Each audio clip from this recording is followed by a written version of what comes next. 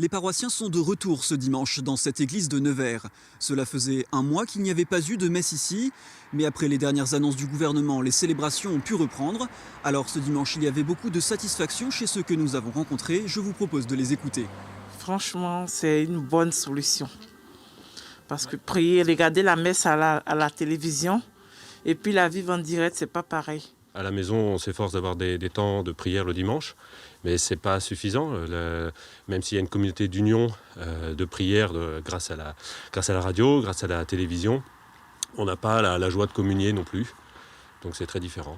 C'est le premier dimanche de l'Avent et donc pour moi c'est très important.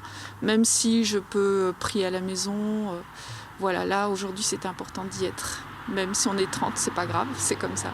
La question qui fait débat, c'est ce seuil imposé. Ce matin, ils étaient 32 personnes à l'intérieur, mais pour le prêtre avec qui nous avons discuté, c'était une question de souplesse.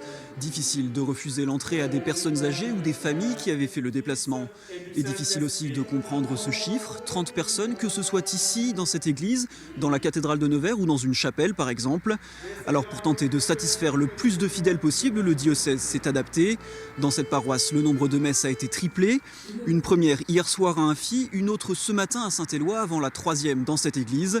Mais tous espèrent que les consignes évolueront dans les prochaines semaines pour leur permettre de célébrer Noël dans d'autres conditions.